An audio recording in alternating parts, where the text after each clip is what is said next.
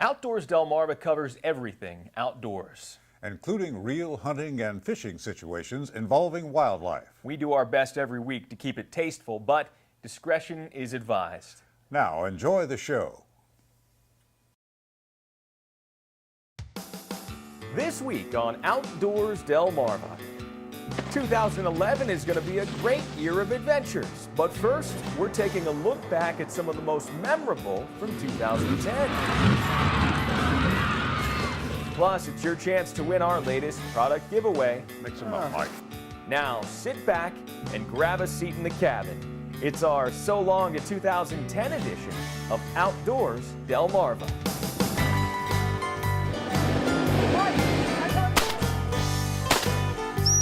Hey, Dad!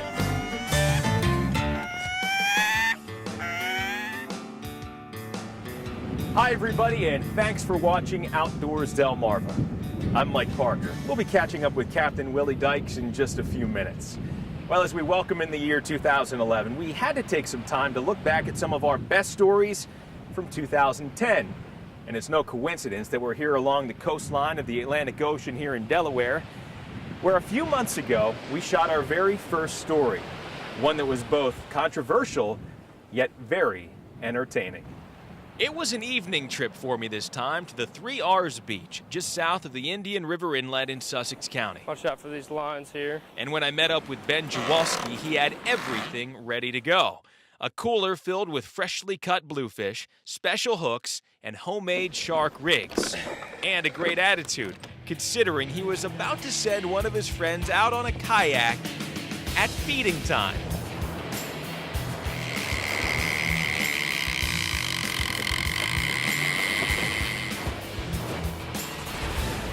All right, man, drop the bait, drop the bait. And most people think we're pretty crazy when we kayak out the bait, especially at night, because we're kayaking out to catch sharks, and they don't really understand that whole concept of purposely trying to catch sharks. But I assure anyone who's a skeptic, when you reel one in or when you see one pulled out of the water, it's there's just nothing like it at all. And within 20 minutes, I had all the proof I needed.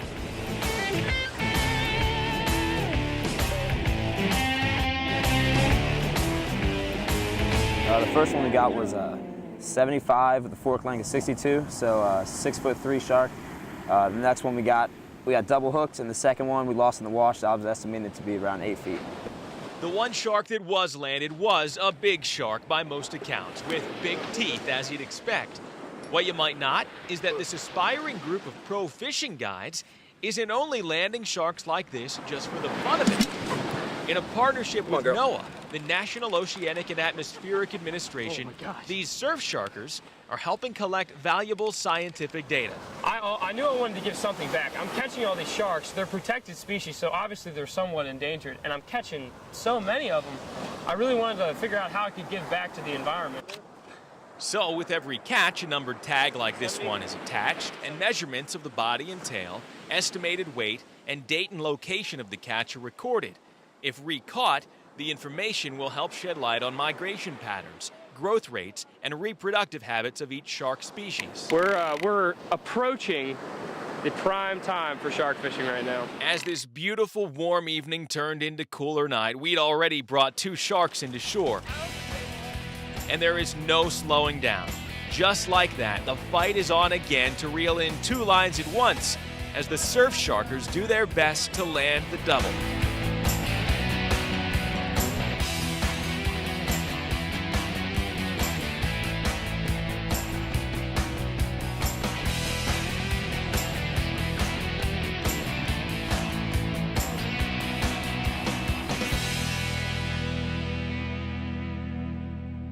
Whoa. You know, if there's one thing we learned from that story, it's that not everyone likes the idea of catching these sharks in the surf. And though it's not illegal to catch sand tigers, they are a protected species. So if you hook one, be gentle. Another story that turned heads in 2010 involved some real cowboys and cowgirls. And let me tell you, the first state shooters were right on target. Horseback riding is a big outdoor favorite on Delmarva, and the Western style is always popular. But some folks in Sussex County have kicked it up a notch. Lucas, you have ammo? The Levers Arena in Greenwood is home to cowboy mounted shooting competitions.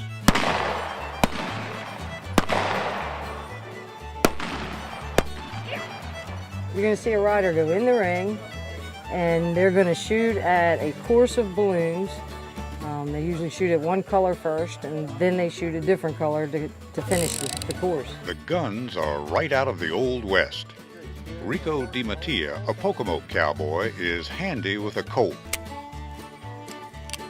True cowboy pistol. We're shooting a modified blank.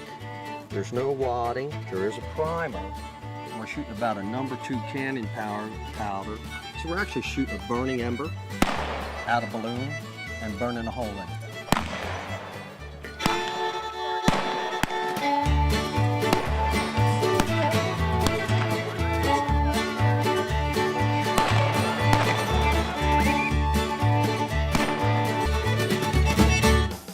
Still to come on Outdoors Delmarva, we'll revisit more of our best stories of 2010. Plus, we'll draw a winner for our latest product giveaway.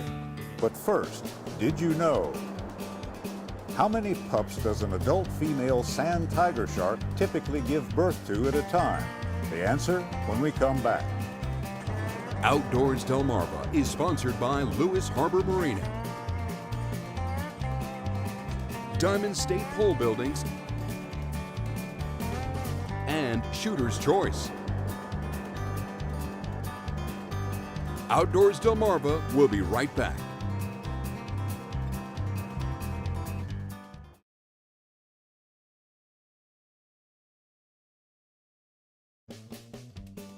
Did you know? An adult female sand tiger shark typically gives birth to 2 live pups at a time.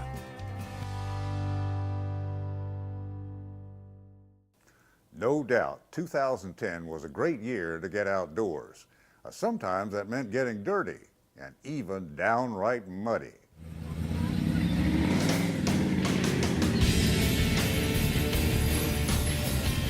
They're big, they're mean, and they're loud, and with names like No Shame and Freak Nasty, there's no hiding the intentions when they make their way to the track.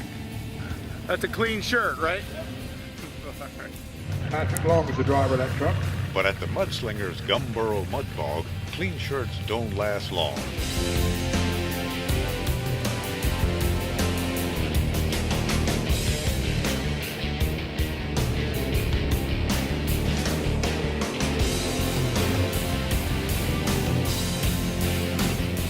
Ladies and gentlemen, put your hands together. That's your new leader. Cliff just made a full pass, 10 seconds flat. And clean runs through these monster pits aren't easy to come by. Lori Ann Long.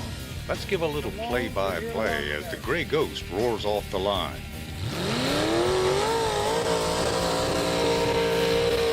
She's looking strong, but the mud gods have something else in mind when the right front tire blows, and so do her chances. Now I gotta ask a question, Lee. Is that something that can be fixed? The mud bog itself is a labor of love. These thick bits of Delmarva dirt take 3 days or more to prepare, and yet just seconds to shred.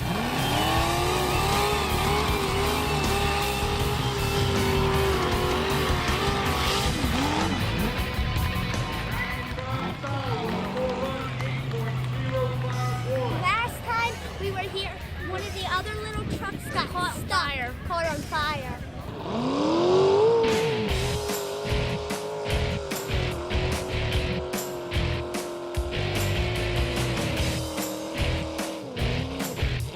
This run from the Short and Sassy was short and sweet.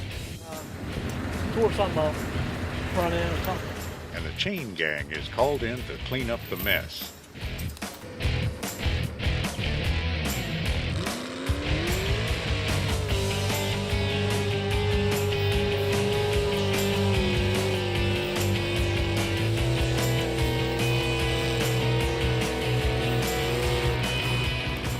Mudbogging, drivers compete in a few different classes. The smaller pro stocks make way for the monsters. these modifieds mean business.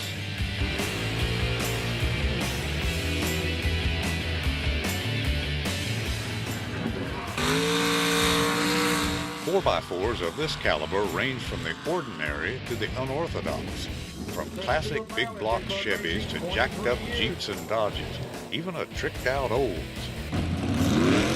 But the drivers of these mudmobiles have a one-track mind. High Voltage is a sporty little S10 that thinks it's a tractor trailer, and it's no stick in the mud. Neither's the Bog Hog as it sputters and spins its way 200 feet to success. But watch this, when the same truck rips into action for another run, it's a disaster.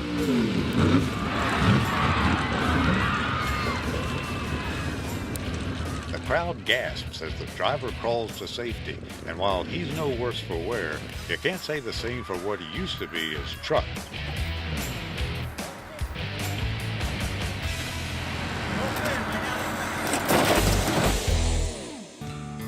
Coming up next on Outdoors Delmarva, more of the best of 2010. We'll check in with Mike again and take a look back at some of the stories that started Outdoors Delmarva. Plus, we'll head up in Chopper 16, and if you think catching a meal is tough enough, try keeping it. Outdoors Delmarva will be right back.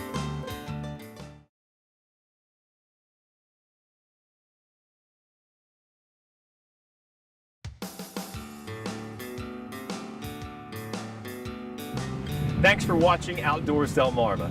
I'm Mike Parker. Well, you know, before we started our half-hour weekly show, Outdoors Delmarva was a segment in WBOC News. In the spring and the summertime, I took you on dozens of adventures up and down the peninsula, and here are some of the most memorable moments. We're about 70 miles offshore right now, out here in some nice blue water. Bait's out there, all we can do is hope for something big on the other end. Marlin fishing is a lot different than the tuna fishing that we do out here and the other kinds of fishing that we do out here. It's more specific, more labor intensive as far as prep work goes. And within the first few hours of trolling, our bird's eye view in the sky spots an aggressive white marlin, and we're hooked up. After a nearly 40-minute fight, this stubborn white marlin is on the boat. We have an American goldfinch, which on this hazy summer morning just happened to get caught. For this tiny male, a minor setback for its regular routine. For researchers, a chance to get up close and personal, band, measure, 13.4. weigh, and release. We're canoe jousting. We're hitting each other with giant ear cleaners on the water in a canoe. But I wanted to share something different with you tonight. Something I thought was really cool, spending some time with the anglers who chose to fly fish their way to victory. Tony Friedrich is fully aware of the stereotypes and the movie references. That's kind of classical music, you know, standing in the creek, river runs through it, getting all, you know, one with nature. And this is kind of like heavy metal. But most of all, a fly fisherman is aware of every little nibble at the other end of the line. Okay, you hook it like that. The boat runs on a cushion of air. There's a tunnel underneath it. For this event, teams have come from far and wide, from both coasts of the U.S. and from Canada, making Delmarva their destination, and the Triple Crown their destiny. Reporting from 70 miles off the coast of Ocean City, I'm Mike Parker, reminding you to get outdoors, Delmarva. Thanks, Mike. Makes you long for those warm summer days, doesn't it? And for one Delmarva bird species, those summer days are filled with activity too, and in one case, actively protecting its food. When you see a great blue heron, it's nearly always alone. Although they are solitary feeders, they aren't always the only birds at the banquet. They'll protect and even fight for what they catch. This fellow up at Fowler's Beach on the Prime Hook has caught an eel that's attracting a crowd. Now, sharing it's not an option. And it's beginning to look like having the biggest lunch can be kind of a problem. The only way to keep it is to gulp it down, sand and all. And then a sip of water to clear the palate, and it's time for a one-legged nap. Still ahead on Outdoors Delmarva, the best of the best from 2010. And that includes a second look at some of your viewer photos. But first, did you know? Of the 9 species of heron in the Bay region, the great blue heron is the largest, standing 4 feet tall. Did You Know is sponsored by the Maryland Coastal Bays Program. Outdoors Delmarva will be right back.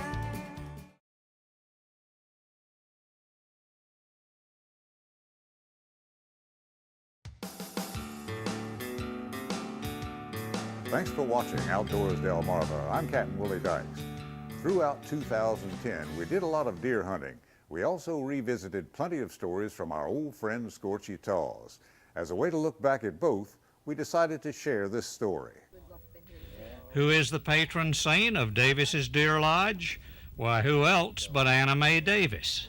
Mom, this is presenting you for the 20th year of deer season. Thank you, dear. Yes, for 20 years, 76-year-old Anna Mae Davis of Knowles Crossroads in Sussex County has been the gal who greases the wheels at Davis's Deer Lodge.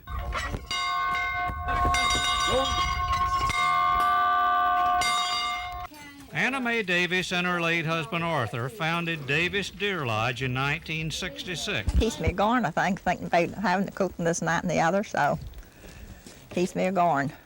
We were at the lodge on Monday. The morning hunt had ended. Pickings had been slim until Paul Davis returned. Oh, he's a nice one, isn't it? I didn't know what they looked like. I didn't see one so long. Paul's success had set the adrenaline flowing for the evening hunt.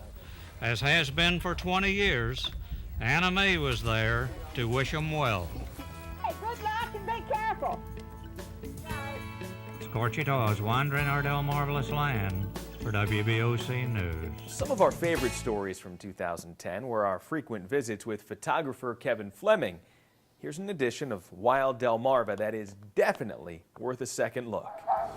Well, I used to think foxes were challenging to get close to. Foxes are not like birds or nesting birds and things like that. They tend to come to you. They will be more curious about you if you're sitting there quietly, and they'll come out and look around and sniff you and get kind of close. It's nice if you can catch the good light because their red fur really lights up at sunrise and sunset. That's 2 young foxes looking out from their den, and it's just kind of magic the way they're looking at the camera, one over each other's shoulder, and just a kind of a perfect picture. Well, that's actually the same log, and I moved around to the side, and he peeked through a hole that was in the side of the log, and I was able to capture him just like that when he was looking out. I saw the mother coming with a starling in its mouth, and it dropped the bird right next to the baby fox kit. And the little fox had no idea what to do with the bird. When I saw the fox pick up the starling and it turned into the light, everything came together, pushed the button, got the picture. Mike, one thing we can't revisit is this week's winner of Kevin's new book. Yeah, let's pick another winner. Let's pick a new name here, Willie. Spin that baby around. Here we go. The drum's getting full. Sure is. One more. All right. Dig in here deep. Something flew out there. I don't know. I'll have to pick that up later. All right. Postcard says Delaware Seashore. And we say congratulations to Jack Evans from Frederica, Delaware. And don't forget, photographer Kevin Fleming's new book, Wild Delmarva, is now on sale. To order your copy, go to wilddelmarva.com. And remember, $1 from each purchase will be donated to the Chesapeake Bay Foundation. To enter to win future product giveaways featured on Outdoors Delmarva, send a postcard with your name, address, and phone number to Outdoors Delmarva, care of WBOC TV, 1729 North Salisbury Boulevard, Salisbury, Maryland, 21801. Stay with us. Your viewer photos are still to come.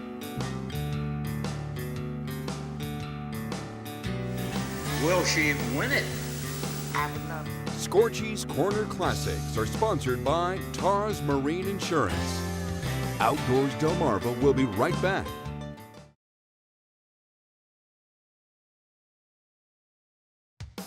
Outdoors Delmarva is sponsored by Lewis Harbor Marina, Diamond State Pole Buildings, and Shooter's Choice. We couldn't do our show without you, our viewers. Yeah, it's pretty important, and each week you come through for us, sending in dozens of photos from your own outdoor adventures. Here's a sampling of some of those we shared in 2010. This first shot comes to us from Mike Feather from Trapp, Maryland. Here's a blue heron feasting on a large frog. Tastes like chicken, I've heard. Yeah. Well, we've been getting some good reports of red drum this season, and 12-year-old Holt Jahelka from Salisbury has the proof. He caught and released this whopper recently in the Chesapeake Bay off Port Charles, Virginia. Alan Sklar of Ocean City is an avid surf fisherman and says the big blues have been showing up in the surf quite a bit. Excellent picture, Alan. Keep up the good work. 9-year-old Jade Taylor from Georgetown, Delaware. Jade is the talk of the town after shooting this monster non-typical buck during last month's shotgun season. The buck, known locally as Freak Nasty, was seen many times, but the trophy goes to Jade. Great job. Tyler Smith from Dover caught this 51-pounder while chunking with bunker near the anchorage on Delaware Bay last month. Thanks to our buddy Joe Morris from Lewis Harbor Marina for passing along this picture. Here's another big fish. Carl Hall from Chincoteague landed this huge red drum from the Virginia side of Assateague Island recently. Thanks, Carl. What a catch. Well, we like big fish for sure, but we also have a soft spot. Check out this baby bunny photographed by viewer Connie Urian of Dover, who got really close to this little guy. Thanks a lot for the picture. And here's 9-year-old Blaine Ward from Pittsville, Maryland. This young hunter shot this nice spike buck during the Maryland rifle season. Blaine's mom tells us her son is learning to hunt from his dad. And we love sharing your outdoor photos here on the show, so please keep them coming. You can upload them directly to outdoorsdelmarva.com using Flickr, or just email me at mparker@wboc.com. Well, Mike, I guess that's a wrap for 2010. 2011, here we come. Yeah, we can't wait. For Captain Willie Dykes, I'm Mike Parker, reminding you to get outdoors, Delmarva. You know, it is 2011. I guess we should probably take the tree down now, huh? That's your turn, Mike. Yeah, it's my turn. I think we have some plans for one of our future episodes, so stay tuned.